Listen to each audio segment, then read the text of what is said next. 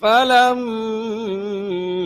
كلمه قال إنك اليوم لدينا مكين أمين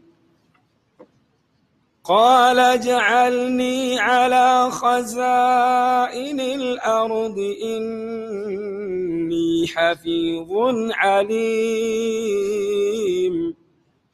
وكذلك مكنا ليوسف في الأرض يتبوأ منها حيث يشاء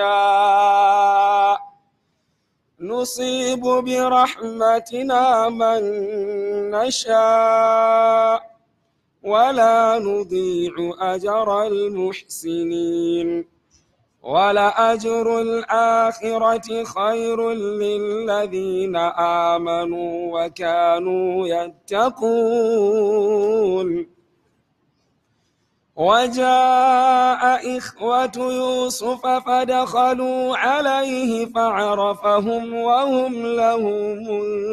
منكرون ولما جهزهم بجهازهم قال ائتوني بأخ لكم من أبيكم ألا ترون أني أوفي الكيل وأنا خير المنزلين فإن لم تأتوني به فلا كيل لكم عندي ولا تقربون قالوا سنراود عنه أباه وإنا لفاعلون وقال لفتيانه اجعلوا بضاعتهم في رحالهم لعلهم يعرفونها إذا انقلبوا إلى أهلهم لعلهم يرجعون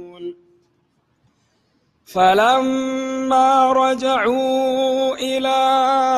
أبيهم قالوا يا أبانا منع منا الكيل فأرسل معنا أخانا نكتل وإنا له لحافظون قال هل آمنكم عليه إلا كما أمنتكم على أخيه من قبل فالله خير حافظا وهو أرحم الراحمين ولما فتحوا متاعهم وجدوا بضاعتهم ردت إليهم قالوا يا أبانا ما نبغي هذه بضاعتنا ردت إلينا ونمير أهلنا ونحفظ أخانا ونزداد كيل بعيد ذلك كيل يسير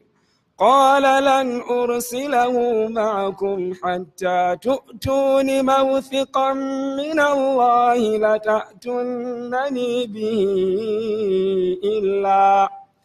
لتأتونني به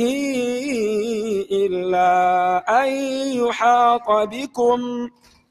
فلما آتوه موثقهم قال الله على ما نقول وكيل وقال يا بني لا تدخلوا من باب واحد وادخلوا من أبواب متفرقة وما أغني عنكم من الله من شيء إن الحكم إلا لله عليه توكلت وعليه فليتوكل المتوكلون ولما دخلوا من حيث أمرهم أبوهم ما كان يغني عنهم من الله من شيء إلا حاجة في نفس يعقوب قضاها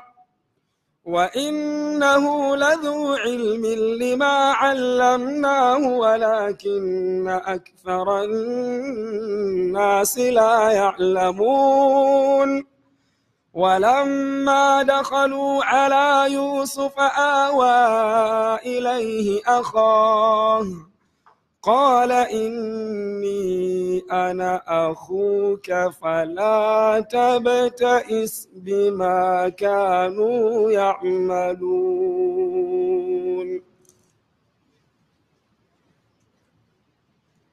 فلما جهزهم بجهازهم جعل السقاية في رحل أخيه ثم أذن مؤذن أيتها العير إنكم لسارقون. نعم، أعوذ بالله من الشيطان الرجيم. بسم الله الرحمن الرحيم. إن الحمد لله نحمده ونستعينه ونستغفره